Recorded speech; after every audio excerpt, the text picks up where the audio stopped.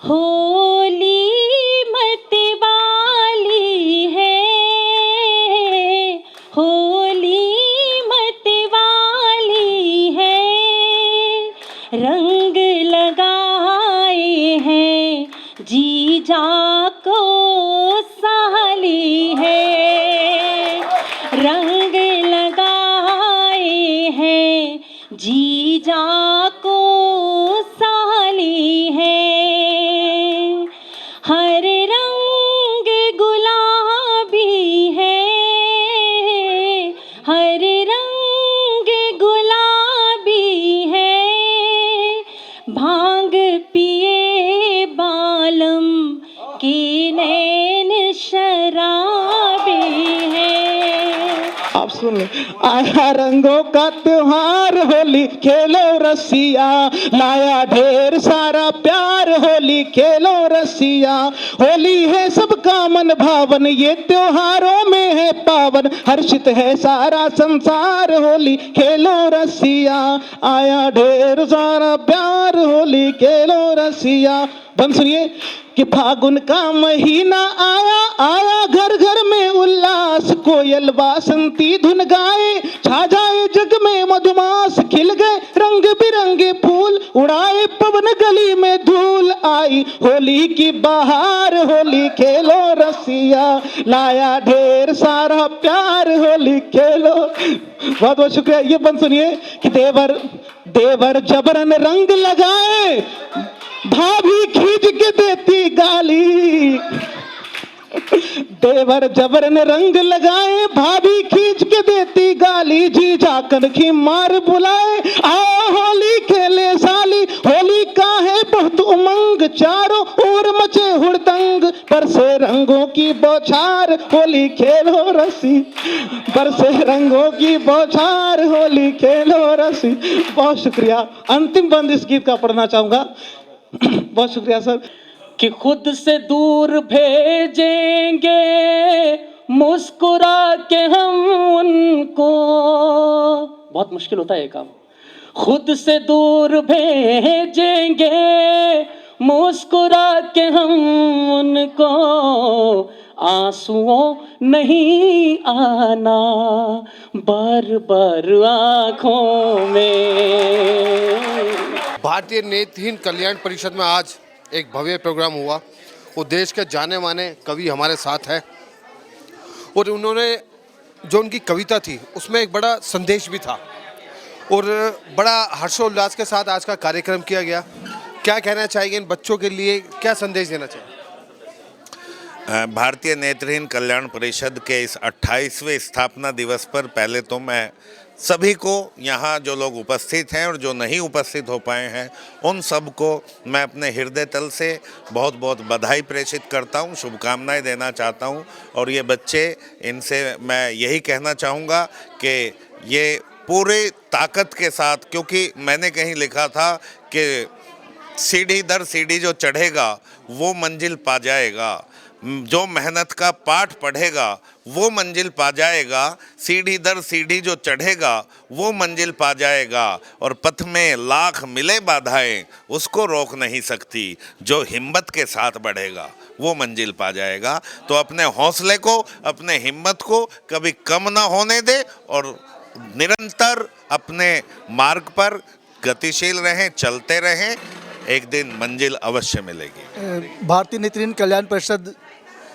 का मैं सांस्कृतिक सचिव हूँ और मैं जब से इस संस्था से जुड़ा हूँ, कहीं ना कहीं हमें यह लगता है कि सिर्फ नेत्र दिव्यांगों को आगे बढ़ाने के लिए ही नहीं, इसके साथ ही राष्ट्र के उत्थान में जो लगे हुए हैं और जो राष्ट्र में जन जागृति फैलानी चाहिए, उन जन जागृति को फैलाने के लिए हमेशा यह संस्था तत्पर रहती है।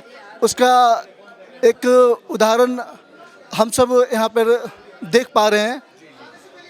बड़ी अच्छी बात कही इन्होंने, कहा कि राष्ट्र हित के लिए भी हमारी जो भावना है, हमारा जो ध्यान है वो हमेशा रहना चाहिए। आज के सूत्रधार हमारे साथ हैं, मंच के संचालक भी थे और बड़ा अच्छा रहा प्रोग्राम सर। आपने सबको एक एक कड़ी जो जोड़ी है वो बड़ा अच्छा था सर। क्या कहना चाहिए? बस यही संदेश है कि हमारे जो प्रज्ञा चक्षु भाई बहन हैं, जो छात्र हैं, आपने कभी भी देखा होगा, वो किसी से कम नहीं है। हमें थोड़ी सी संवेदनाएं जो है उन तक पहुंचानी है अपनी, और उनको सहयोग देना है ताकि वो भी राष्ट्र की मुख्य धारा में आए। आज का ये कार्यक्रम रखने का मुख्य उद्देश्य भारतीय नेत्रहीन कल्याण परिषद का यही होता है कि हमारे जो प्रज्ञा चक्षु कवि हैं वो भी सामान्य कवियों की तरह काव्य पाठ करें और लोग ये जाने, समाज जाने कि इनमें कितनी प्रतिभा है। श्री साहित्य सरगम के संयोजन में ये कार्यक्रम हुआ। अंतर्राष्ट्रीय हास्य कवि श्री अनिल अग्रवंशी जी को भी इसके लिए बधाई कि उन्होंने इस कार्यक्रम का संयोजन किया। और इसके माध्यम से आपने देखा इतने सारे जो नेत्र बाधित लोग हैं वो जुड़े इस कार्यक्रम से, सामान्य लोग जुड़े, एक समाज में एक संदेश जाता है कि इनके लिए भी कुछ करने की आवश्यकता है। मतलब आप कहना चाहते हैं कहीं ना कहीं सपोर्ट होना बहुत जरूरी, बहुत जरूरी। बिना सपोर्ट के आदमी ताकि राष्ट्र की मुख्य धारा में ये जुड़े और राष्ट्र की सेवा में इनका भी उतना ही योगदान हो। मैं आभार भी व्यक्त करना चाहता हूं, साधुवाद देना चाहता हूं श्री साहित्य सरगम को, जो हमेशा इस तरह के कार्यक्रम करने के लिए तत्पर रहते हैं, उत्सुक रहते हैं। मेरे बड़े भाई अंतर्राष्ट्रीय हास्य कवि श्री अनिल अग्रवंशी जी को भी मैं बहुत बहुत आभार व्यक्त करता हूं कि उन्होंने ये कार्यक्रम किया, हम सबको एक टीम के रूप में संजोकर यहाँ भेजा। श्री साहित्य सरगम हमेशा यूं ही आगे बढ़ती रहे। धन्यवाद। शकुंतला जी समाज सेविका हमारे साथ है, समाज में बढ़ चढ़कर आप हिस्सा लेते हैं हर बार, और मुझे तो लगता है यहाँ पे आपने आजीवन सेवा करने का एक लक्ष्य बना लिया, क्या कहना चाहिए? बिल्कुल राजन जी, बिल्कुल सही कहा आपने। मैं हमेशा यहाँ जब तक रहूँगी मैं यहाँ हमेशा सेवा करूँगी।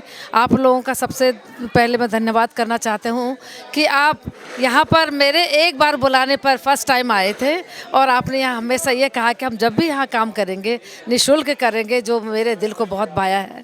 मैं यहाँ काम कर रही हूँ तो मुझसे ज़्यादा आप ज़्यादा वैल्यूबल हैं, क्योंकि आप इतनी मेहनत करके टाइम देकर यहाँ आ रहे हैं, निःशुल्क आ रहे हैं। मैं आपका दिल से आभार करती हूँ, और मैं भी इस संस्था से हमेशा जुड़ी रहूँगी और सेवा करते रहूँगी। धन्यवाद। सर, प्यार का संदेश तो क्या है कि दुनिया में प्यार के बिना कुछ भी अधूरा है ना, तो सब अधूरा है। हाँ, मतलब प्यार के बिना तो कुछ भी है ही नहीं, तो प्यार से तो दुनिया चलनी चाहिए, तो ठीक है। लेकिन मैं आपके इस मंच के माध्यम से, आपके इस चैनल के माध्यम से एक बात कहना चाहूँगा जो बहुत ज़रूरी है आज के दिन होना, क्योंकि जिस तरह से ये संस्थान आज कार्य कर रहा है पूरे देश और दुनिया के लिए, तो डिसेबिलिटी डिस्कोर्स की बात हम ज़रूर करें। विकलांग विमर्श की बात होने की आवश्यकता है, और विकलांगता पूरे देश की नहीं पूरे विश्व की समस्या है। समस्या नहीं बल्कि हम इसको ये समझें कि जो सामान्य कहानीकार हैं, जो सामान्य गीतकार हैं, जो सामान्य लोग हैं, वो विकलांगों को किस दृष्टिकोण से देख रहे हैं, सकारात्मकता कितनी है, अवेयरनेस की बहुत ज़रूरी है। इसलिए हम डिसेबिलिटी डिस्कोर्स की बात करना चाहते हैं, दुनिया से अपील करना चाहते हैं। और ये हम डिसेबल्ड हैं इसलिए नहीं, बल्कि नॉन डिसेबल यानी जो सकलांग लोग हैं, जो सकलांग साहित्यकार हैं, उनको भी विकलांग समस्याओं को और विकलांगों को किस तरह से प्रोत्साहन करना चाहिए, उन पर लिखने की आवश्यकता है। चलिए, हमारे चैनल की तरफ से आपको ढेर सारी शुभकामनाएं, बहुत बढ़िया। और एक जाने माने कवि और हमारे साथ है सर, क्या संदेश देना चाहिए आज, क्या मन में विचार आ रहा है? देखिए, सबसे पहले मैं साहित्य सरगम संस्था का आभार व्यक्त करता हूँ, श्री अनिल अग्रवंशी जी, जो ये कदम कदम पर हर हफ्ते महीने इस प्रकार के आयोजन करते रहते हैं।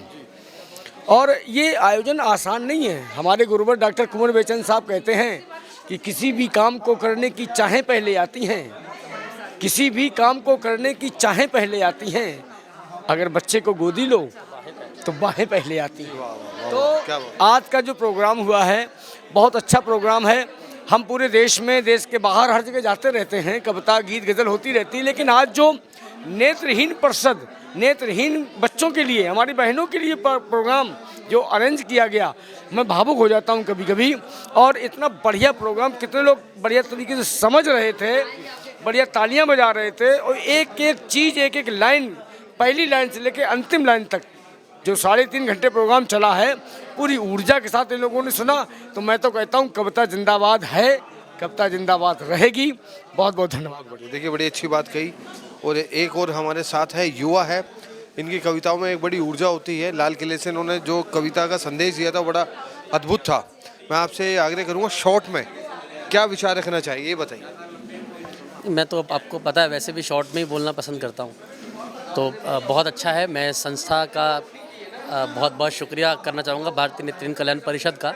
बहुत अच्छा काम भी कर रही हैं, 10 सालों से मैं इससे जुड़ा हुआ हूँ और बस इस संस्था को सपोर्ट करें और जितना हो सके, क्योंकि नेत्रहीनों के लिए जो काम कर रही है, कवि सम्मेलन तो ठीक है अच्छा रहा और होता ही अच्छा है, लेकिन हम बात करेंगे संस्था की केवल, तो ये संस्था का विकास की बात करेंगे हम, तो बहुत अच्छा मैं लोगों से आग्रह करता हूँ कि सपोर्ट करें संस्था को और इसका नाम बढ़ाएं।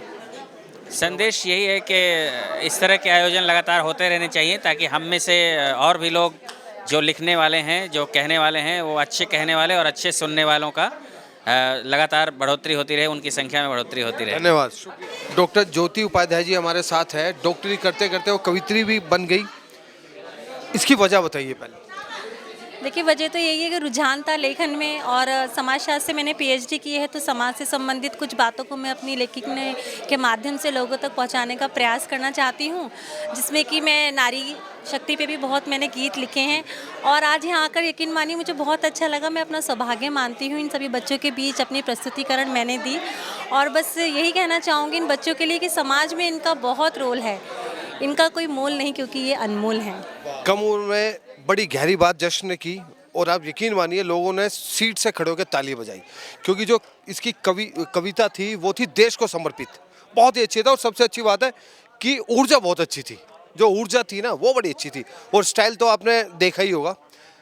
इस कविता को जो आपने गाया है, लोगों को संदेश दिया है, कवि क्यों, बहुत सारी और अपॉर्चुनिटियाँ हैं, क्यों? देखो, देश में काम करने का, जो देश को सुधारने का काम है नेताओं का है और उसको बनाने का काम जनता का है और ये सारे किए धरे पे उसकी कमियां निकालने का काम एक कवि का होता है। ठीक है, तो वो काम कवि करता है। इसलिए तो मुझे लगता है कुछ मन में विचार आ रहा है इसी बात को लेके, कोई लाइन आ रही है मन में? नहीं, सुना दो अगर मन में है कुछ। इस बात पे तो मन में मैंने वहाँ भी कहा था कि आप सुनना, आजकल देश की जनता कहाँ जा रही है कि आप सुनना चाहते हैं प्रेम के परिणय मिलन को, आप सुनना चाहते हैं प्रेमियों के आकलन को, आप सुनना चाहते हैं व्यर्थ के उन्माद को, आप सुनना चाहते हैं दो अर्थ के संवाद को और या कहो किस्सा सुनाऊं एक सत्ताधीश का, या तुम्हें रास्ता बताऊं 5 से 35 का, चाहते हो तो सुना दूं पूर्णिमा की चांदनी या अमावस की वो रातें शुद्ध काली और घनी, अरे दर्द की गाँव व्यथा या मौज के आकाश को, सरकटे सैनिक कहूं या फिर किसी मधुमास को, बकवास में और देशभक्ति में तुम्हें चुनना है क्या, आप ही तय कीजिए कि आपको सुनना है क्या। बहुत बढ़िया। इनकी माता जी, इनकी मम्मी इनके साथ है।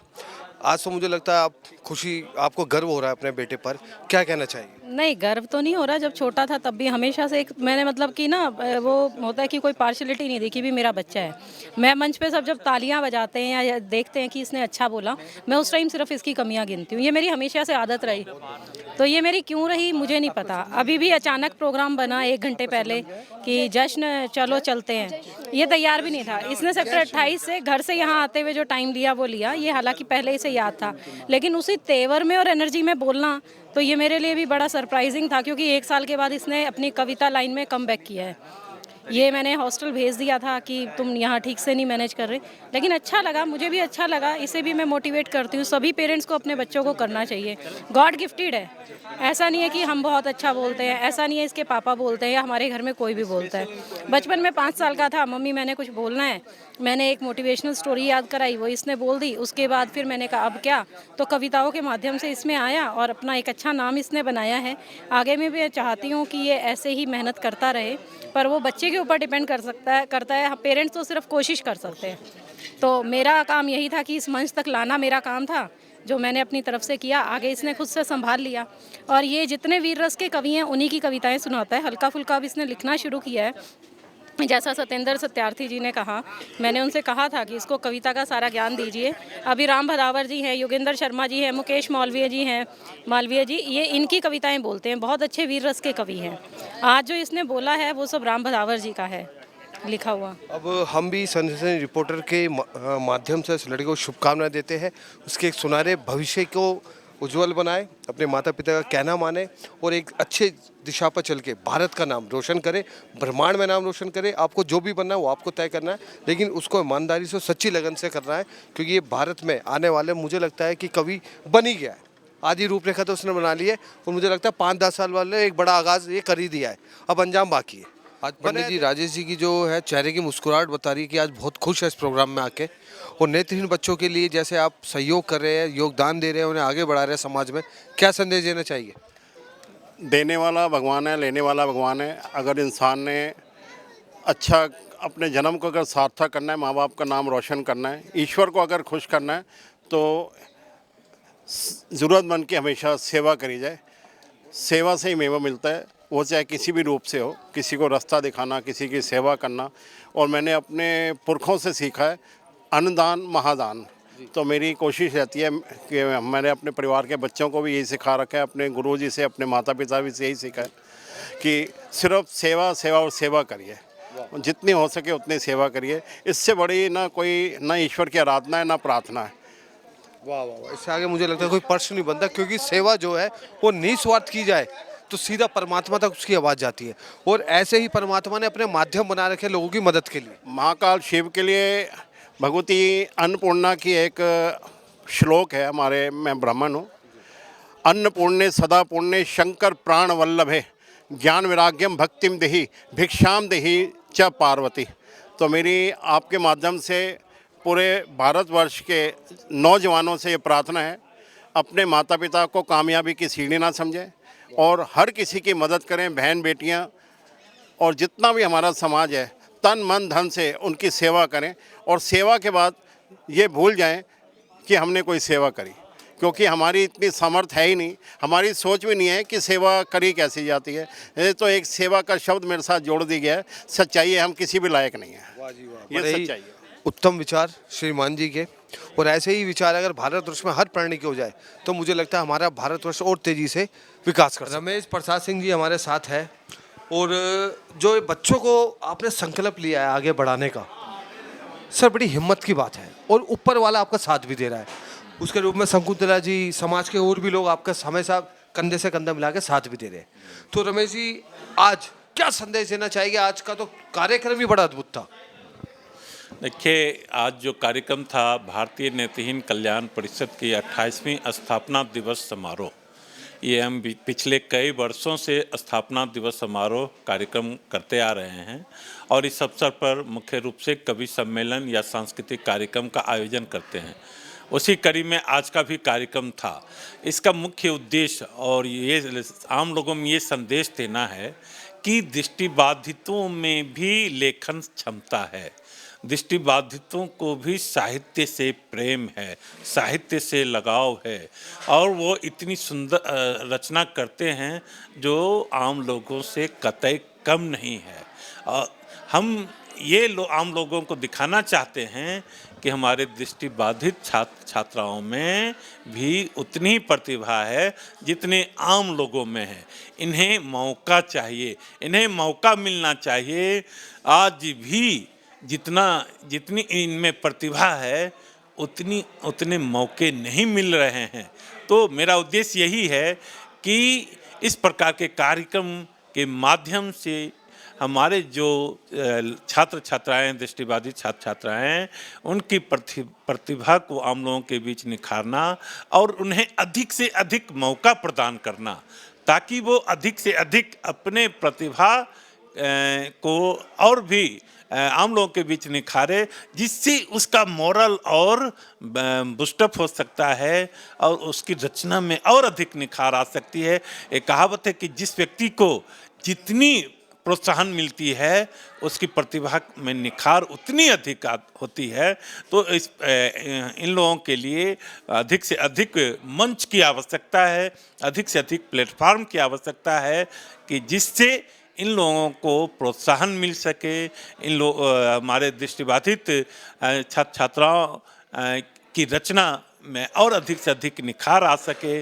उन्हें इस प्रकार के मंच से कुछ सीखने का भी मौका मिलता है, क्योंकि मंच पर विभिन्न आयाम, विभिन्न प्रकार के लेखनी वाले कवि होते हैं, तो उनसे कुछ सीखते हैं और इनसे लोग सीख रहे हैं दोनों। जी, बात सीखने की और मंच की बात चल रही, तो एक मैं आग्रह आपसे और करना चाहूँगा, सनसनी रिपोर्टर के दर्शकों को ये और बता दीजिए कि नेत्रहीन परिषद कल्याण कब और किस समय अब कार्यक्रम करने जा रहा है, क्योंकि हमारे दर्शक बड़े इच्छुक होते हैं आपके कार्यक्रम देखने के लिए और आपसे जुड़ने के लिए। देखिए, एक तो हमारा 24 मार्च को सेक्टर 11 श्री राम ट्रस्ट मंदिर में एक कवि सम्मेलन, ये होली मिलन समारोह का आयोजन है, उस पे वे कवि सम्मेलन का आयोजन किया जाएगा। बड़े स्तर पे हो रहा मतलब? हाँ, वो बड़े स्तर पर कार्यक्रम है, उस पे लगभग 300-400 लोग होंगे और वो बड़े लेवल का कार्यक्रम होगा।